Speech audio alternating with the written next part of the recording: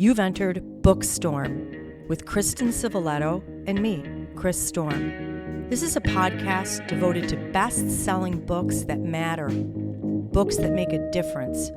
We're diving down deep with beloved authors about their stories. We're exposing hot-button topics and heartfelt themes, the issues that affect each of us in our own lives, as siblings, parents, partners, friends, as human beings. We're braving new ideas, fresh thoughts, hard lessons, and important truths. Those kinds of things that stay with us long after we turn the last page and close the book. Welcome back to BOOKSTORM Podcast, book lovers.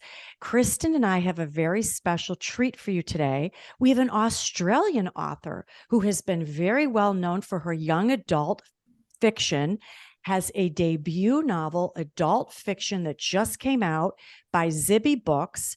Kristen and I are very big fans of Zibby Owens, Zibby Media, Zibby Books. We follow her. We're thrilled to have Emma Grey with us. Welcome, Emma. Thank you so much for having me. I'm thrilled to be here. And the book is called The Last Love Note. This is going to make for some beautiful and important discussion. But before we get started, let me tell our listeners a little bit about you because it's a lot of fun. This book, first of all, let me say, not only does Zibby Owens love it, it's a December Indie Next pick. It's a Target December Book Club pick. It's a Book of the Month pick. It's a Washington Post noteworthy book. Book List endorsed it. Women's Day said it's funny, heartbreaking, and life-affirming. We couldn't agree more.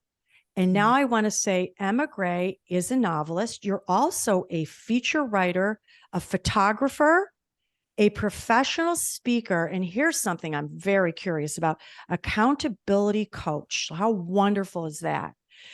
You've been writing fiction since you first fell for Anne of Green Gables at 14. Kristen and me love it. And you've been doing young adult novels that have been very popular. But we're here to talk to you about The Last Love Note. Now, I want to say this for our listeners. You wrote this book in the wake of your husband's passing. We're very sorry to hear that you went through that. Thank you. It is a fictional tribute to your love, an attempt to articulate the magnitude of her loss, and a life-affirming commitment to hope. This could not have been easy, but after having read it, we thank you for doing it, for taking this on.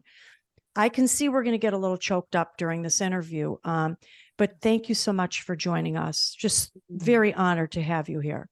I'm really honored to be here. Thank you. And I think getting choked up on these interviews is just par for the course. I've sort of just recovered from the last one that I did this morning where both of us became emotional. And I think that's the important thing with grief and loss, that we don't hide these emotions, and that it's something that if we love someone, we're going to experience if we haven't already. And I think part of why I wrote this book was so that we would have these sorts of conversations and just get grief more into the open, and less taboo. So true. Well, we appreciate that very much. And as Chris mentioned, we're here to talk about The Last Love Note. And I'd like to give our listeners just a backdrop of the story. I won't say too much. And if you want to add anything at the end, be our guest to do that. Now, in this story, Kate Whitaker is dealing with the aftermath of crushing grief, just as we alluded to. She is learning to live her life day by day again. And it's tough because she is also raising a young son and also trying to manage a university fundraising job.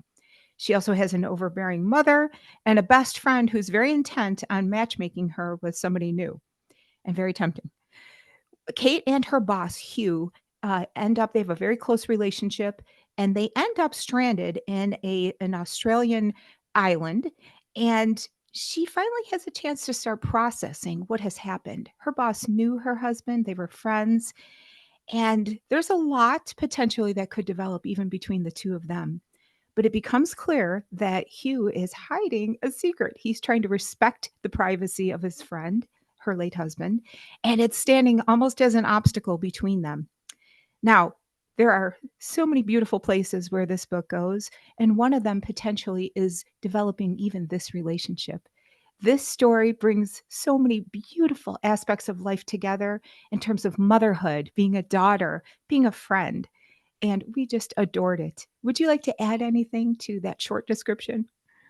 I think that was a beautiful description, actually. And it's so lovely to hear somebody else pull it together and describe it for me, because so often I'm asked to do that myself. And I love to hear it in somebody else's words. So thank you for that. I think the thing I would point out at the start would be that this book very much came from my own experience in terms of the grief and the loss, even though I lost my husband in a very different way from the way that Kate loses her husband. But the second chance love story that's in this book is something I haven't yet experienced. And so playing with that and exploring that was an opportunity for me to almost mentally rehearse and run through what would happen if that happened to me. And I think that's the role of fiction. I think it helps us to recognize ourselves in books, but also to sort of play out potential scenarios that we could face in our lives and see that it would be okay. So it was, that part of the story was immensely joyful to write. And it, I think, gave me an opportunity to weave this lightness through a story that is obviously very heavy as well. There's a lot of darkness and a lot of shade in this book, but there's also a huge amount of light and sparkle and hope and humor. And so that was what I was really trying to achieve in making a story about loss very accessible and almost escapist as well. Yeah, So you true. absolutely, you accomplished that. And Chris, if you want to kick us off, this is just an incredible story. And I will tell you, I've experienced the loss of a former spouse, and a little Oh, more complicated.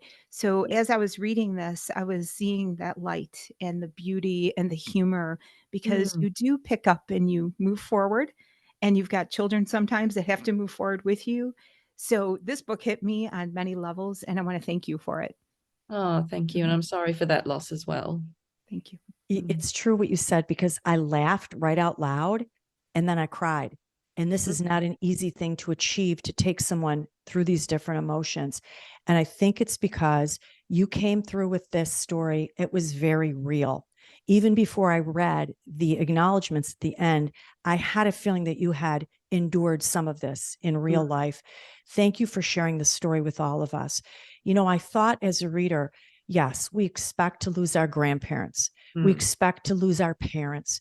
But when we lose our husband or wife, our second half, the love of our life, what do we do? How do we handle it? This book is about finding the ability to love again, I felt like. And at one point, the character Kate thinks to herself, she says to herself, do not lose your heart again. It will kill you next time around.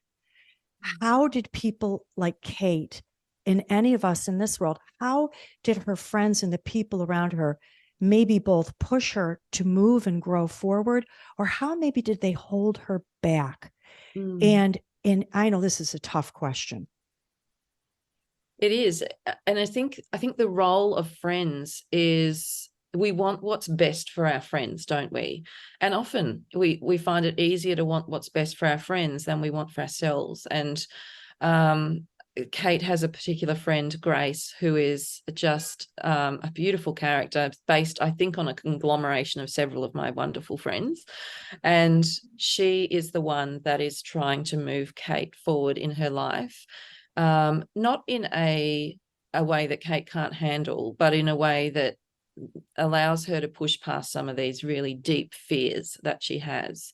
And I think friends can be incredibly supportive and helpful in that way. And I think Hugh, also her boss, is a friend first, and somebody who is there for her through the worst of what she goes through. And I think the friendship that is explored between those two characters is crucial to the novel, even if we take away the romance side of the story. And I think it's one of those situations where two things can be true, where we can experience deep loss and also hope at the same time, and where you can love two people at once as well. You will never stop loving the person that you lost, but you can fall in love and open your heart to someone new. They don't replace that love. Your heart just expands to encompass the second person. So I think there was so much for me to explore in this novel. And I was able to draw upon the stories of lots of friends that I've met through the loss of my husband. I'm now obviously in lots of groups of other young widows. I was 42 when Jeff died. And I've met a lot of other young widows who have young children like I did. And my son was 5 and he's now 13. And I had 2 teenage daughters from my first marriage who are now in their 20s. And 2 of the 3 kids have just been with me on my tour of the US. And it's been an incredible experience to enjoy that with them and to celebrate this achievement of having not just written this book, but got through the last 7.5 years to this point together as a family. But I think friends that I've met along the way are the ones who've helped me to embrace the new future that we're stepping into. And I'm just so grateful for those people. They say that grief rearranges your address book. And that's true in terms of some people dropping out of your life because it's just too much for them to handle, and others who come in and step up in a way that you never imagined. And that's just one of the gifts I think that we receive during this terrible time in our lives. I like how you said, there was some quote in the book where you said, there are no rules in grieving. It's different for everyone. But there is this quest to keep hope in the midst of it and don't stop living. Is that what you found over the years? Yes, I remember I went for a walk with one of my closest friends about 6 weeks after Jeff died, and it was a beautiful spring day, and there were blossoms and there was sparkling water on the lake. And I remember standing there with her, and I'd always loved nature, and I stood and looked at this beautiful view, and I remember thinking, my eyes can see that this is a beautiful view, but my heart is just feeling nothing. And I do remember that day making a decision that I could either go home and just wait to feel better before I tried again, or I can just keep showing up in the world until my heart catches up again. And so that's what I did. And eventually that approach of grieving while moving and while living led me to a new passion for photography, which then led me to it's the one thing that I do in my life where I can truly escape and just forget everything that's going on in the world.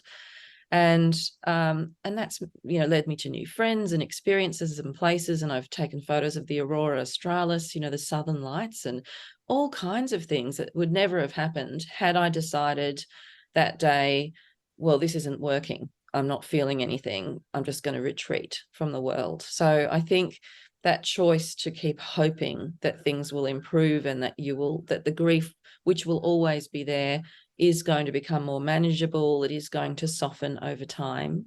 And the waves of extreme grief that you will still have forever will be further apart eventually, and you'll recover from them more easily than you do at first.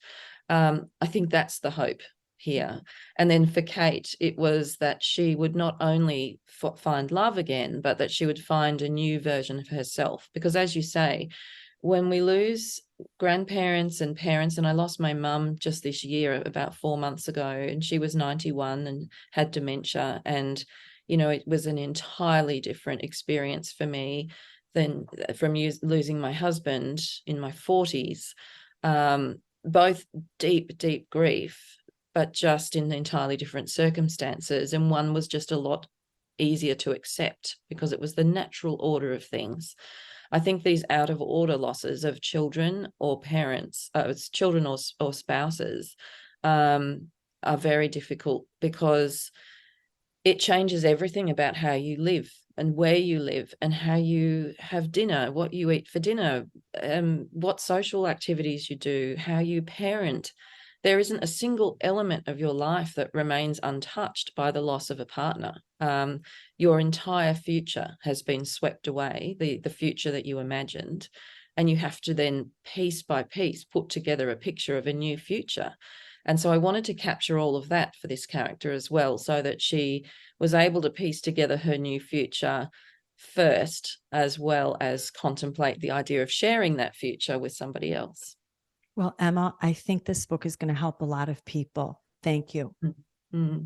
I have been interacting a lot with readers so far, both in Australia and in the US, and often the messages are about having lost somebody. So a lot of sharing of stories of loss, and how helpful it is to read an account that articulates the emotions that sometimes people haven't been able to find the words to say. I had somebody drive 10 hours to attend a book talk in Lexington, Kentucky the other night, and she had lost her own dad when she was 12. And I think so it really resonated with her. And in that same audience was a woman who had lost her partner 5 weeks ago, and just wanted to know that she was going to be okay, and wanted to meet another person who's young and, you know, who's in middle life and has lost someone, and see with her own eyes that it's possible to survive. So I think this kind of thing is why I wrote the book. It was partly to heal myself, but partly to keep this conversation going and bring it up, you know, into the open a little bit more, so that we can help each other through such a difficult thing. Emma, you address something else that often goes hand in hand with loss, and that is the idea of secrets and things that we may not have known about somebody. Mm. And I want to talk about the power of secrets. Kate said, and this is a quote, "This one obstacle, this one secret, which he has the power to shift and won't," it loomed very large in her mind, and even in a potential relationship. Why are secrets such an obstacle to intimacy and trust moving forward? I think that's such a beautiful question. And I think one of the things about Hugh's character that was so appealing for her, and also was the problem in their relationship, was his integrity in keeping that secret. And when somebody dies, I mean, it's even in things like you, particularly if it's an unexpected loss, you become the keeper of their physical possessions, for example. And so you'll be going through all of somebody's stuff, all their papers, everything they've kept, some of which they may not want you to look at, you know, even a partner. And so there's this real sense of responsibility and trust that I think those left behind have. And I think in some cases it would raise potentially quite difficult questions. And I know I've got a couple of friends who've discovered some things after their partner died that have really been quite crushing and difficult. And the problem that they face is that there's nowhere for their questions to go and nowhere for their anger to go. And that's another element of loss that then becomes really complicated for people in terms of being able to move past that. I think it just speaks to the need for us to express things and have conversations when people are alive, doesn't it? Yeah, absolutely. And I love the word that you use, complicated, because complicated grief is something that I don't think we talk about enough Yeah. in the public sphere. And Yes, so, that's it. I feel, I noticed it when Mum died. I felt very privileged that we had a beautiful relationship and that there wasn't any complications in that loss. And I've got lots of friends who, of course, at this age, you do start to lose parents, and it seems to be happening more frequently simply because we're getting older, and we're all getting older. But I have noticed that there are a lot of my friends now who are losing a parent, for example, and the loss is not is not straightforward like mine was with Mum. It is much more difficult because the relationship was difficult. And one of Zibby's other authors, Megan Riordan Jarvis, has just released a memoir called The End of the Hour, which is about losing both of her parents and the PTSD that she developed after the loss of her mum, and the differences between the loss of her dad and her mum. And, you know, it's another example of the complexity of loss. And complicated grief is an actual condition that some people have, where they can't move through the grief because of all of what has happened during life in that relationship. So and I think what I learned in losing two central people in my life now is that every loss is completely different, and one loss doesn't equip you for the next loss. And it will all depend on the relationship that you had with each person that you lose. Yeah. Very wise words. Mm-hmm. You know, there was something that you said in the book that I really could relate to. So I've lost both of my parents, of course, my grandparents. One of my very best friends for 48 years lost her husband a few years ago. He was one of my best friends. I introduced them to each other. I watch her grieving process and try to learn from it and try to help in any way that I can. But you said something that really made it clear to me. Kate opened her very soul and gave us a glimpse of truth about loss when she said this: he stays dead. He keeps on never coming back. The space he took up, that space can never be occupied. It's space destined to be carried around forever. Everything else forced to expand and grow around it. This absolute definitiveness of loss for us is so difficult to grasp, I think, cognitively. Yes. There's no negotiation. There's no compromise. This is it. It's so final. How do you live with the loss? Do you just learn to live with it instead of apart from it? Do you coexist beside it? You have to, because it's ever present in your life. And that quote that you just read about he keeps on not coming back, that came to me in real life at my absolute lowest after Jeff died. And I was actually in the US at the time. He had been a military historian, and there was a memorial conference held here in his honor because he was quite well known internationally. And I was flown over for this conference, and it was like being at a second funeral. It was 8 months after he died, and I'd left my kids at home. And so I had finally the space to grieve a lot. And I would be talking to everyone at the conference all day, and then I would go back to the hotel alone at night and walk into the room in silence, and it would just hit me. And this particular conference had been Jeff's happy place every year. It was the one thing in his year that he looked forward to more than anything else. And I think there was a part of me that thought, if he's going to turn up anywhere, it's going to be here. And he didn't. And it hit me. He keeps on not coming back. And that's what grief is. And somebody had said to me once, the problem isn't that they die, it's that they stay dead. Mm-hmm. And I just hit rock bottom, and I've thankfully had people on the other side of the world in Australia who were awake while it was nighttime here, who I could talk to online about it, because otherwise I was really quite a mess. And I then went from that straight to New York City for the first time, and I'd never been, but Jeff loved New York and we were always going to go together. And when I was there, I remember visiting the 9/11 memorial, and I just was struck by the magnitude of loss in that city and the extent of the grief and the thousands of families that were affected. And I thought, I then walked back, and I was walking through Broadway and Times Square and being dazzled by the city lights. And then I was in Central Park, and it was in bloom and it was beautiful. And it was while I was walking around Central Park that I felt this first tiny glimmer of happiness and hope, and thought, maybe there's a future for me too. And it was such a profound feeling after being so low just days earlier, that I thought, I'm going to write a book about grief, and I'm going to start it in this city. And it was the day I was flying home to Australia, but I went to the New York Public Library, into that beautiful Rose reading room, and I sat down with my laptop and I wrote some of the paragraphs that you read in this book. And I then took a photo of my laptop on that desk. And then a couple of weeks ago, 6 years later, and 11 drafts in between, I went back to the same desk in the reading room and took a photo of my book sitting there. The book that's now been published by a New York publisher, Zibby Owens. And I spoke at the New York Public Library at an event that night, and it was just this incredible full circle moment that I could never have anticipated when I was back there feeling so low at the time.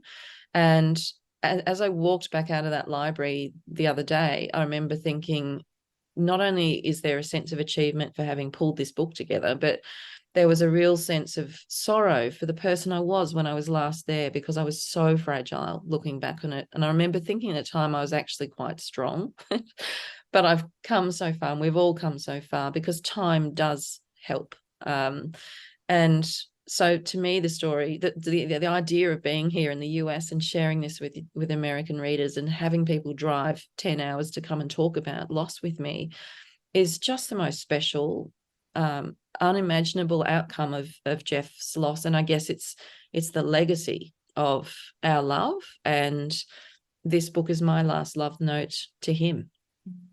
Thank you so much for writing it. Loved it so. I want to pick up on something that was implicit in what you were just talking about, and that is this idea of a shift in your geographical location. Yes. Kate thinks in the book, and this is her, the longer I stay here chasing the ghost of my former life, the shorter the next chapter of my life will become. So she makes some very significant changes in her life, including geographical ones. And I wanted to ask you, there was a wonderful phrase about breathing the same air and that keeping us stuck. I think Hugh says that to her at one point. And I wanted to ask you about that. Was that geographical shift important for Kate? Was it important for you, and why? It was very important. One of the reasons why it mattered to me was that Jeff died at home. So, and people say don't make any big decisions in the first 12 months. So I didn't. But that whole 12 months, I desperately wanted to get out of that house because I was looking at the same four walls. The trauma that was in that home from he died suddenly of a heart attack. And so the trauma that home felt like it held was, I didn't realize till we did move, and I downsized into a smaller house and rebuilt it and built it from scratch. So we were crawling around on the ground on this block of land that then we built this house as a family. And that house has been our soft place to land. It's this tiny little garden, and which I've been missing while I've been in the US. I keep messaging my daughter and saying, how are my roses? Are they all okay? We've got a heat wave at home at the moment. And I love that place. It's all very light filled, and it was so important for my healing to be in a different house, even though in that case it's not that far from where I was before.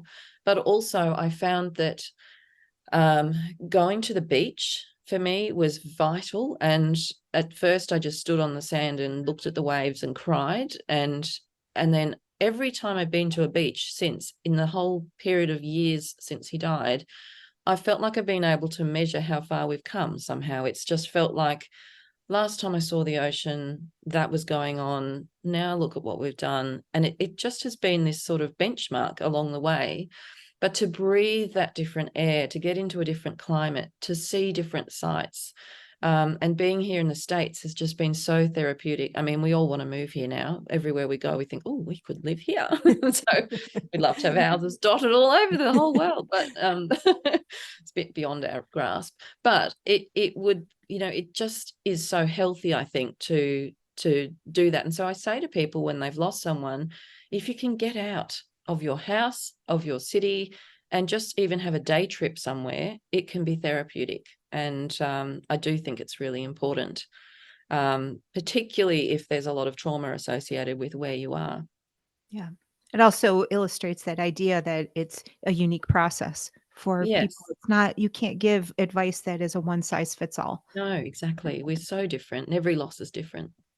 I think it's great advice that you say to get out and take up a new hobby. And I love that you took up photography. Yeah. And I can imagine that wasn't easy to get out and decide I'm going to do this. And I couldn't let you go without asking you about your work as an accountability coach. Did you do that after the loss? And how did that help even you? Because sometimes we can help others, but to take that same advice and turn it inward can be difficult. Yes, I had already been working in that area with my colleague in Australia, Audrey Thomas, and she and I had actually co-authored a book on productivity called I Don't Have Time.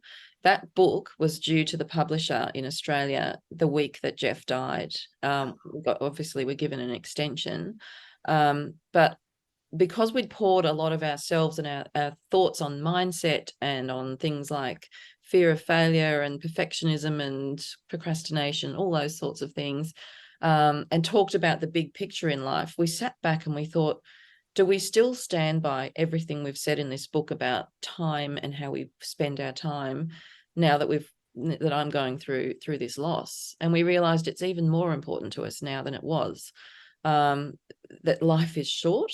And so what we do now is that we work with our clients who, and I think during the pandemic, a lot of people working from home who weren't used to that, they're sort of feeling a bit all at sea with getting their stuff done, and there's so many distractions all the time online. And so we work with people who would like to have somebody who's not their boss and is not their partner, but is this totally separate person who can just look at the big picture of what they're trying to achieve professionally and personally. And we have little 15-minute accountability coaching calls on Zoom, and they set, 2 or 3 tasks that they're promising themselves that they will do.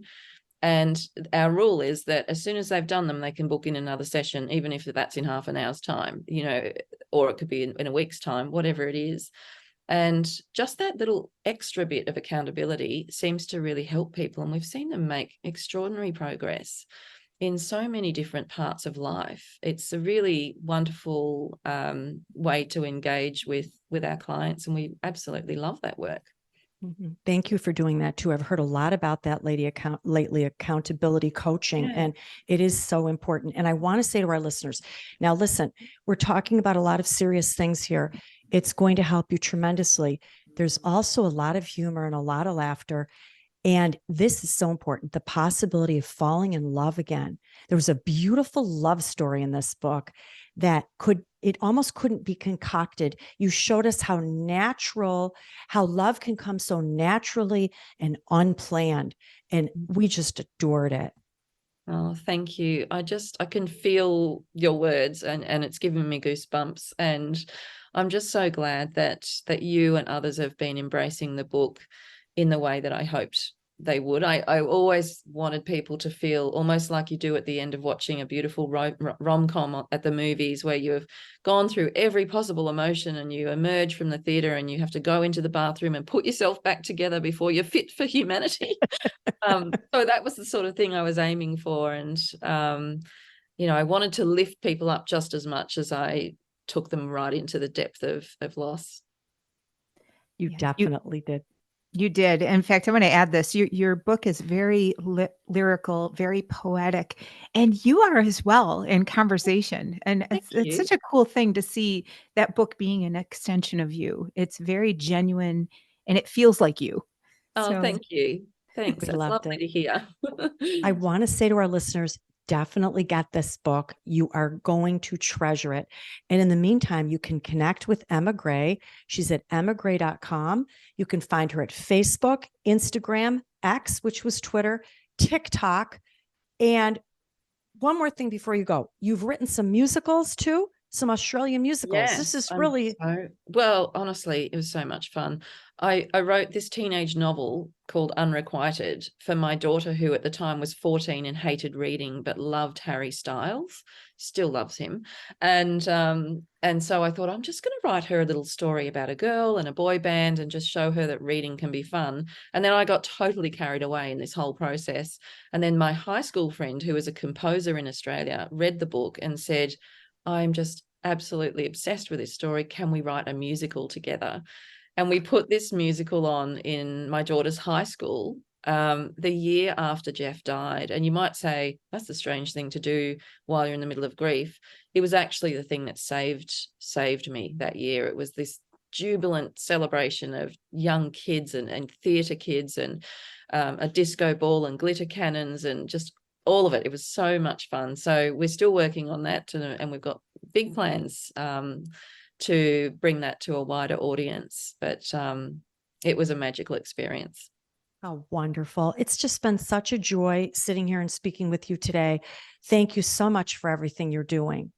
Oh, thank you both for everything you're doing. And this kind of experience speaking with you about the novel is something that is so I treasure so much, because when you're writing it, you're just on your own. So it's so nice to engage with people who've read it and to have a chat. It's lovely. I feel like we're old friends. Us too. Thank you, Emma. Thank you. What a beautiful discussion. My goodness. In fact, talking to her literally is like reading the book. It is just a gorgeous, gorgeous exploration into intimacy, into exploring new feelings that we're not sure what to do with. And this book will speak to people, not just people who are grieving, but all people thinking about love and opening up your heart. In fact, I was thinking right off the bat about how loving again is like having a second child. You know, you don't think you can love another child as much as you love that first, but our capacity expands for love. No, I like that, Kristen. That's a quote right there. There was we didn't want to keep her so long. She's all the way here from Australia, been here for 3 weeks, flying back tonight. But there was something that when Kate was thinking about falling in love again, she said this: with the arrival of every fresh new theory on the blurry concept of having any new relationship with anyone, I thought, I'm afraid. I'm afraid of having to learn someone from scratch, telling my whole story to a new person. There's a lot in a new relationship. And as you get older, I thought of this for a while. I said, you're right. You have to discover a whole entire multifaceted, multidimensional person, and they have to slowly discover you and still be in love with each other. It's tricky. It's not easy. Yeah, but that's also an opportunity to be better and do better and be something that you maybe have been working towards for a long time. You know, sometimes I hate to say it, but a fresh start with somebody allows you to really apply those lessons that you learned in past relationships, particularly if they didn't work. And so there's an excitement to that. And also, as you get older, think about it this way, you also have a very different perspective on people. I don't think you're as judgmental necessarily. You learn that everybody's got flaws and issues and mistakes. So having that more open and forgiving attitude and non-judgmental attitude frees you up to have even a better relationship sometimes going forward. Yeah. Or maybe you realize what's important and what's not important from when you were 20 or 30. You might look for something different. I want to say this too. She also said this was important because she didn't think she was ready. And I love that Emma said this. Maybe the time will come, her friend Cameron, when you will feel ready. There's no rules. There's no rush. Everyone responds differently. You can't expect anyone to understand how hard it is unless they've actually been there. So you said it, she said it. We cannot judge another person's grieving process. I think the only thing we can and should do is stay with them, stay beside them. And if we feel that they are going backwards and that they're not willing, like complicated grief, that they're not willing to, let them have time. But at a certain point, we may need to just take their hand and pull them forward. Yeah. How do you feel? Yeah, I think that's very well put. And it underscores the importance of girlfriends. She mentioned several times how she had people who were there for her and showed up for them. And that's why it's so important to nurture those relationships, because you are going to need people through life, particularly in these difficult times. And it's also great when they're there for the great times. But I don't know how you get through without some of those foundational aspects, maybe your faith, your friends, whatever it is. Yeah, your family. And Yeah. I love these hobbies that she took on. So my dear friend who passed, I'm very proud of his wife. And well, I'll get choked up, so I got to be careful. But she became a huge master gardener. And she is still out there working, visiting, traveling, doing things. She's had a lot of time home alone. And we all watched her take a good amount of time. And at one time I thought, I'm going to let her go. But if it goes too long, I'll say something. But she handled it very well. Now, if she was here today, she would say, I'm sure she would say she didn't handle it well and how difficult it was, because I saw the pain in that too. This is a very tough road. That's why I think this is so beautiful that Emma wrote this from her own heartfelt experience. This is what we always say. There's no real thing. There's no such thing as pure fiction. It's all based on the reality of what we already know to be true.